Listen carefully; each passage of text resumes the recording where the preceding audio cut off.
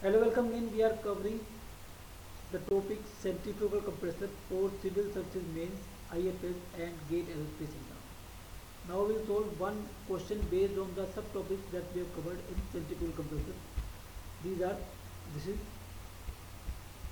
the question is, the following data are suggested as a basis for the design of a single-sided centrifugal compressor. Power input factor psi is equal to 1.04, slip factor 0.9, rotational speed 290 revolution per second, overall diameter of impeller 0.5 meter, I tip diameter 0.3 meter, I root diameter 0.15 meter, air mass flow 9 kg per second, inlet stagnation temperature 295 Kelvin, inlet stagnation pressure 1.1 bar, isentropic efficiency 0.78. Requirements are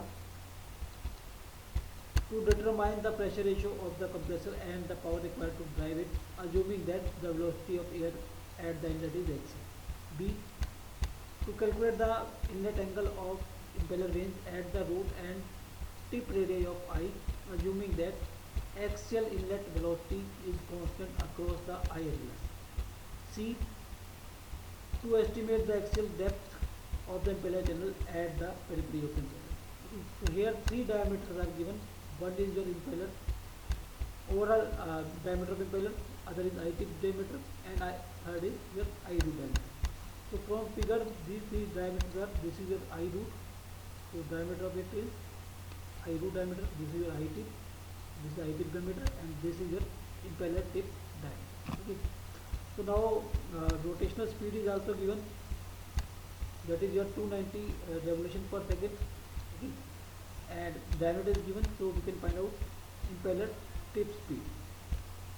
So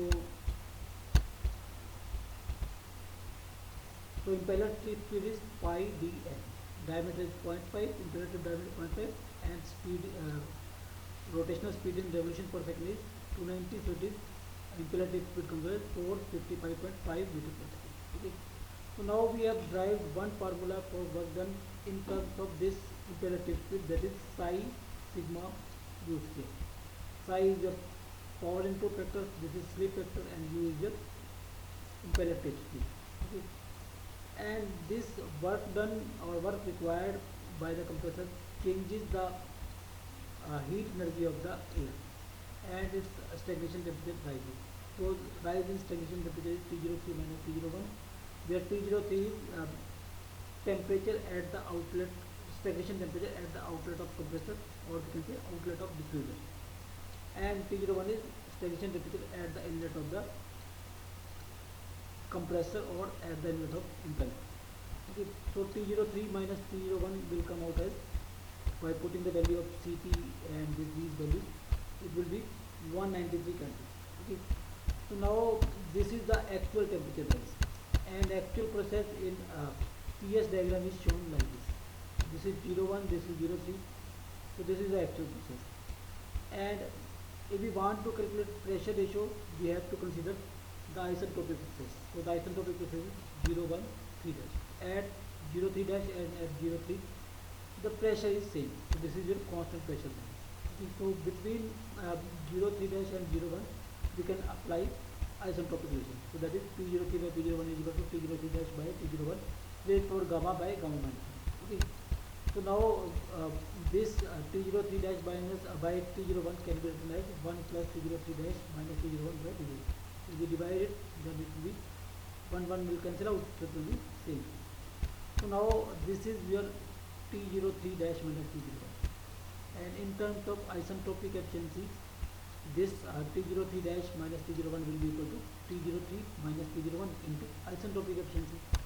Okay, so this will be a T03 minus T01 into isentropic efficiency. So now we have calculated T03 minus T01, so we can put the value, and isentropic efficiency is given for the compressor, that is 0.78. Initial stagnation temperature is also given, that is 295. So pressure ratio across the compressor comes out as 4.2. Okay.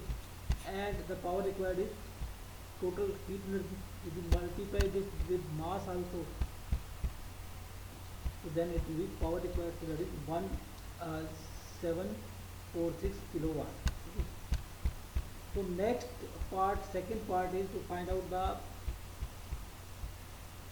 tip and